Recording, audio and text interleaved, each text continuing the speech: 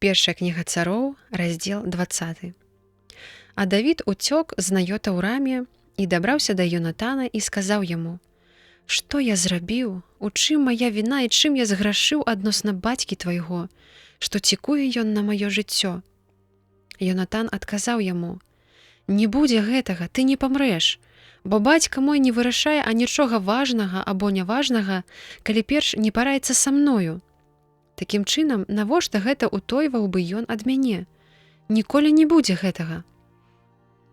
І зноў Давід адказаў і казаў: «Напэўна, ведае бацька твой, што ты да мяне спагадны, і сказаў: хай не даведаецца пра гэта Ёнатан, каб не сумаваў ён. Але жыве Господ і жыве твая душа, бо толькі адзін крок аддзяляе мяне ад смерці». І сказаў Ёнатан Давіду: «Што хоча душа твая, каб я зрабіў табе?» А Давід сказаў Ёнатану: «Вось заўтра маладзік, і я звычайна павінен сядзець каля цара на банкеце. Такім чынам дазволь мне, каб я схаваўся на полі аж да вечара 3-го дня. Калі запытаецца бацька твой пра мяне, адкажы яму: прасіў мяне Давід, каб хутка пайсці ў Бэтлехэм у горад свой, бо там уся сям'я яго складае гадавыя ахвяры. Калі ён скажа: добра, будзе тады супакой паслугачу твайму, а калі разгневаецца, ведай, што нешта ліхое ён вырашыў зрабіць. Такім чынам акажы міласэрнасць паслугачу свайму, бо ты ўвёў паслугача свайго ў сяброўства з табою. Калі ж я ў чым вінаваты, ты забі мяне, але да бацькі свайго не вядзі мяне». І сказаў Ёнатан: «Ніякім чынам, бо калі сапраўды даведаюся, што бацька мой вырашыў зрабіць табе крыўду, не можа так стацца, каб табе аб гэтым не паведаміў». І Давід адказаў Ёнатану: «Хто паведаміць мне, калі бацька твой часам жорстка адкажа табе?» І Ёнатан сказаў Давіду: «Хадзі, выйдзем вонкі ў поле». І калі выйшлі яны ў поле абодва, кажа Ёнатан Давіду: «Жыве Господ, Бог Ізраіля, заўтра або паслязаўтра я вызнаю намер бацькі свайго амаль у гэты час. І калі што добрае будзе адносна Давіда, і я не пашлю да цябе адразу ж і не паведамлю табе, то хай Ёнатану Господ гэта зробіць і гэта павялічыць. А калі не спыніцца лютасць бацькі майго супраць цябе, то аб гэтым таксама паведамлю табе. Адпушчу цябе, каб ты пайшоў у супакоі, і хай Господ будзе з табою, як ён быў з бацькам маім. І калі я яшчэ буду жыць, ты акажаш мне міласэрнасць Господа, а калі я памру, то не спыняй міласэрнасці сваёй адносна дому майго навечна. Нават тады, калі Господ выкарчуе ўсіх ворагаў Давіда з зямлі». Заключыў Ёнатан сяброўства з домам Давіда, кажучы: «Хай Господ будзе паведамлены аб справах ворагаў Давіда». І яшчэ раз Ёнатан прысягнуў Давіду любоўю сваёю, бо ён так палюбіў яго, як сваю душу.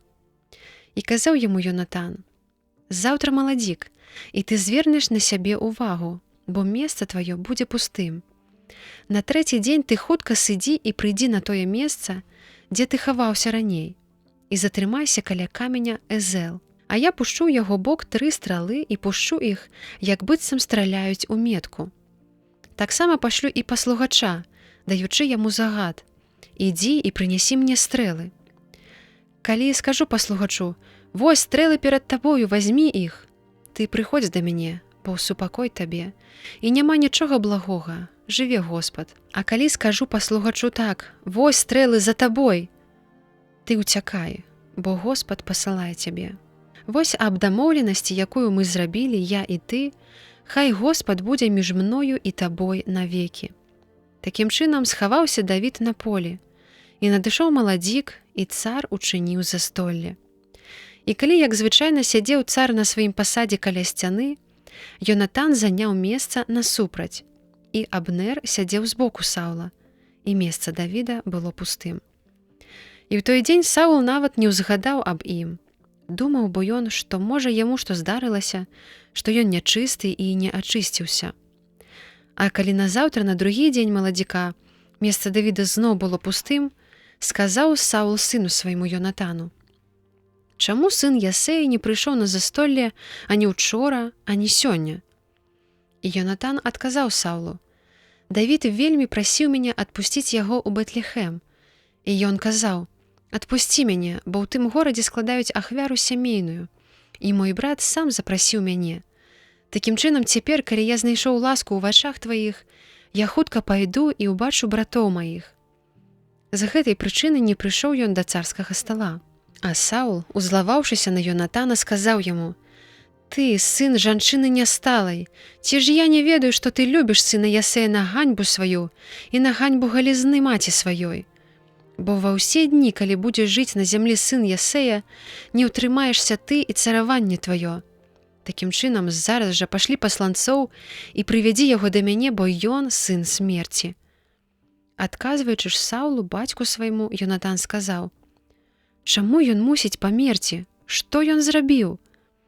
І Саул схапіў дзіду, каб забіць яго. І пераканаўся Йонатан, што бацька яго вырашыў забіць Давіда. Такім чынам падняўся Йонатан ад стала, вельмі разгневаны, і не еў хлеба ў другі дзень маладзіка, бо трывожыўся дзеля Давіда, таму што бацька яго засмуціў яго. І калі развіднела, пайшоў Йонатан на поле, на месца, вызначанае Давідам, а разам з ім малады паслугач. І сказаў ён паслугачу свайму: «Ідзі і прынясі мне стрэлы, якія я пушчу». І калі паслугач пабег, ён пусціў стрэлу цераз паслугача. Такім чынам пайшоў паслугач да месца стрэлы, якую пасціў Йонатан, і Йонатан крыкнуў за спіною паслугача і сказаў: «Стрэла далей, за табою!» І закрычаў Йонатан ззаду за паслугачом: «Хутчэй, паспяшайся, не стой!» Падняў тады паслухач Йонатана стрэлу і прынёс да гаспадара свайго.